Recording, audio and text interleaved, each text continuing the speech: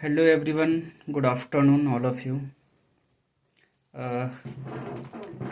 हमने BPSC mains series शुरुआत की है ना। और प्रारंभ में विज्ञान एवं प्रौद्योगिकी का टॉपिक्स, उसमें भी सबसे पहला टॉपिक जैव प्रौद्योगिकी हमने देखे थे। जैव प्रौद्योगिकी के जो तकनीक हैं, आनुवंशिक अभियांत्रिकी है ना, और उसके तहत दोनों ही तकनीक डीएनए पुनर्नियोजन और आरएनए हस्तक्षेप और आनुवांशिक अभियांत्रिकी का अनुप्रयोग हम लोग देख चुके हैं। स्वास्थ्य के क्षेत्र में, कृषि के क्षेत्र में, पर्यावरण संरक्षण के क्षेत्र में और ऊर्जा सुरक्षा के क्षेत्र में ये सभी हो चुके हैं, है ना। तो आज हम लोग देखेंगे मानव जीनोम परियोजना। जैव प्रौद्योगिकी के तहत ये टॉपिक्स है मानव जीनोम परियोजना। इसका इतिहास क्या रहा है, इससे लाभ क्या है, इसके नुकसान क्या है और इसका कार्य क्या है। तो मानव जीनोम परियोजना 1990 में 6 देशों के सहयोग से शुरू होने वाली परियोजना थी, जिसे मानव जीनोम परियोजना रीड नाम दिया गया। यानी कि सबसे पहले अध्ययन करना, यानी रीड, पढ़ने वाला काम। मानव जीनोम परियोजना रीड की शुरुआत 6 देशों के सहयोग से 1990 में शुरू हुई, है ना। और इसका प्रबंधन अमेरिका के रक्षा विभाग एवं अमेरिकी राष्ट्रीय स्वास्थ्य विभाग के द्वारा की गई, है ना। और इसने अपने लक्षित वर्ष 2005 से 2 वर्ष पूर्व यानी 2003 में ही अपना ये कार्य पूर्ण कर लिया। इसका जो मुख्य उद्देश्य थे वो ये थे कि सभी जीनों की पहचान करना। दूसरा था कि मानव के डीएनए के नाइट्रोजन क्षारों का अनुक्रम का पता लगाना। तीसरा था कि सभी डीएनए नाइट्रोजन क्षारों का अध्ययन करके और सभी सूचनाओं को डेटाबेस तैयार करना। सभी सूचनाओं का अध्ययन करना और विश्लेषण करना और प्रसंस्करण करना और इनके करने के लिए अत्याधुनिक साधनों का विकास करना, इसमें तकनीकी हस्तांतरण करना और कार्यकारी और गैर कार्यकारी जीन का पता लगाना, ये इसका मुख्य उद्देश्य थे। और इसका निष्कर्ष क्या निकला? इसके द्वारा पता चला कि कुल न्यूक्लियोटाइड्स की संख्या 3.1 बिलियन है। कुल जीनों की संख्या 20 से 22,000 या 25,000 तक है। फिर इससे पता चला कि मात्र 2% ही जीन ऐसे हैं जो प्रोटीन संश्लेषण करते हैं। फिर इससे पता चला कि मानव के जो डीएनए अनुक्रम है उनका पुनरावृत्ति अनुक्रम बहुत ज़्यादा है। फिर इससे पता चला कि 99.9% जो जीन है वो मानव के सभी से मैच करते हैं। और इसका निष्कर्ष में यह है कि सबसे ज़्यादा जीन जो है वो गुणसूत्र 1 में है। वो लगभग उसकी संख्या है 2968 और सबसे कम जो जीन है गुणसूत्र वाई में है वो है 231।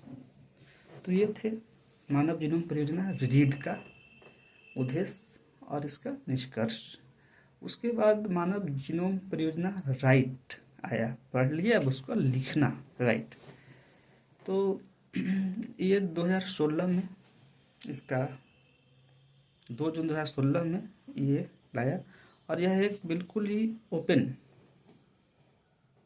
परियोजना था, जो कोई भी देश इसमें भागीदारी कर सकती है। और यह मूलतः जीनोम परियोजना रीड का स्वाभाविक विकास कहा जा सकता है और जिसका उद्देश्य है कि मानव के डीएनए के नाइट्रोजन क्षारों का, है ना, अध्ययन करना और उनको अनुक्रम अनुसार निर्मित करना। तो इसका ये उद्देश्य थे।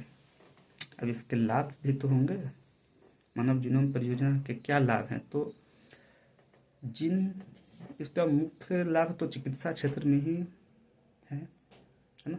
तो इससे क्या होगा कि किसी भी तरह के बहुजीनी बीमारी जैसे कैंसर, डायबिटीज़ इत्यादि का सटीकता से पता चल पाएगा। अगर इसका अध्ययन हो जाए तो इस तरह की बीमारी जो जीन के माध्यम से होते हैं उनको सटीकता से पता किया जाएगा और फिर उसका समाधान किया जाएगा। फिर है कि प्रारंभ लेवल पे ही, जैसे भ्रूण अवस्था में ही वो देख करके और उसका जीएनए में संशोधन करके और भविष्य में कोई ऐसा बीमारी ना हो और उत्कृष्ट बच्चा का इससे योगदान मिलेगा। और तीसरा है कि जीन थेरेपी में और फार्माइकोजेनेमिक्स में भी इसका बहुत ही व्यापक उपयोग देखा जा सकता है ना। जीन थेरेपी में अनुवंशिक या जीन के लेवल पर जितने बीमारी होते हैं उसे पता अगर जीनोम परियोजना के द्वारा कर लिया जाए पहले ही, तो दवा है ना फार्माइकोजेनेमिक्स के द्वारा दवा बनाने में आसान होगा और व्यक्तिगत जीन के अध्ययन से और उसको दवा दी जा सकेगी, जिससे कि बहुत ही तीव्र गति से उसमें बीमारी में सुधार देखने को मिलेगा। तो ये थे इसके लाभ। क्लोनिंग में भी इसका है ना व्यापक लाभ होगा और मानव और अन्य जीवों के जीनोम के अध्ययन से उनका तुलना में भी इसके लाभ देखे जा सकेंगे। तो ये थे मानव जीनोम परियोजना के लाभ। अब है इसका क्या चुनौती है। तो चूँकि जीन एक आनुवंशिक पदार्थ है ना, और जीन के कारण बहुत से ऐसे बीमारी होते हैं जो कि समाज में पता चल जाने के बाद लोग उससे घृणा कर सकते हैं। तो एक सामाजिक स्तर से इसका है ना चुनौती देखी जा सकती है। इसी गोपनीयता भंग हो सकती है ना सार्वजनिक होने पे। तो यह एक चुनौती है इसका। अब देखते हैं कि भारत और ये क्या है जीनोम परियोजना। भारत जो है कि प्रारंभ में तो रीढ़ का ये नहीं था सदस्य, लेकिन भारत 2002 से मुख्य रूप से कृषि है ना कृषि के क्षेत्र में और स्वास्थ्य के क्षेत्र में अध्ययन कर रहे हैं। और 2013 तक जो है कि 20 से अधिक चावल की किस्मों पर जीनोमिक अध्ययन किया गया है ना, और जिसका बहुत ही सफल प्रयोग कहा जा सकता है। और इसकी उत्पादकता है ना पोषकता और जो जल की कमी के कारण ना उत्पादन में जो कमी आती है खाद्यान्न में, तो उस तरह के समस्याओं से निपटने में है ना कारगर साबित हुआ है। भारत के द्वारा देखा जाए तो 2017 में कृषि विज्ञान विश्वविद्यालय कर्नाटक के वैज्ञानिकों के द्वारा एक रागी का जीनोमिक अनुक्रमण किया गया और यह देखा गया कि यह कैसे कम पानी में भी कम जल में भी ये जीवित रहती है। तो इसका पूरा उसका देखा गया जीनोमिक अध्ययन कर करके, और भविष्य में इसका उपयोग जो है कि धान के फसल में गन्ना के फसल में किया जा सकता है ना।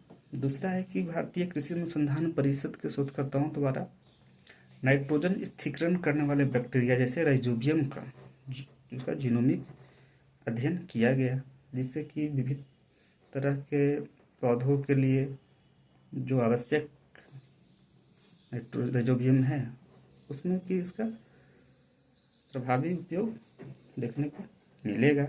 उसी तरह से राष्ट्रीय प्रतिरक्षा संस्थान नई दिल्ली के द्वारा MDT टीबी के जीनोम को अध्ययन किया गया, जिससे कि उपचार में इससे सहयोग मिलेगा।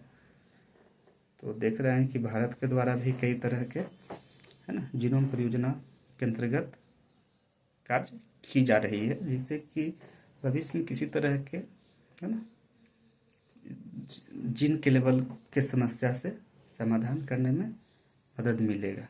तो आज हम लोगों ने मानव जीनोम परियोजना देखा, रीड राइड और मानव जीनोम परियोजना से लाभ है ना। इसके सामाजिक चुनौतियाँ, मुख्य सामाजिक चुनौतियाँ ही हैं और क्या होगा।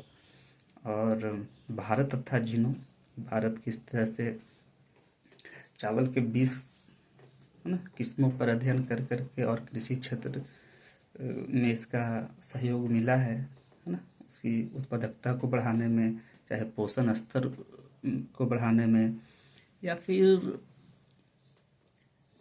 जल की समस्या जो है ना, सिंचाई की समस्या, तो ऐसे ऐसे पौधों का भी विकास, या खाद्यान्न पौधों का विकास हो जो कम जल में भी है ना उपज सके। और उसी तरह से चिकित्सा क्षेत्र में भी देखा गया कि एमडीटीआर टीबी के जीनोम का अध्ययन किया गया, और उपचार क्षेत्र में भी इसका देखा जाएगा। उसी तरह से राइजोबियम का जीनोमिक परियोजना के अंतर्गत जीनोम अध्ययन किया गया। तो भारत तथा जीनोम में सफल ही कहा जाएगा, और भविष्य में और इसका सफलता मिलने की संभावना है। तो आज के लिए इतना ही, मिलते हैं और भी टॉपिक्स के साथ आज या कल। अब लगातार ही टॉपिक्स इस तरह से लाया जाएगा। और पहले जैव प्रौद्योगिकी में 2-3 टॉपिक और हैं, जैसे क्लोनिंग हो गए, डीएनए प्रिंटिंग हो गए, सहायक जनन प्रौद्योगिकी के तहत सेरोगेसी देखेंगे। तो 3 या 4 टॉपिक और हैं। इसके बाद एक बहुत ही महत्वपूर्ण टॉपिक्स जैव प्रौद्योगिकी समाप्त होगा। तो फिर मिलते हैं कल, है ना। बाय।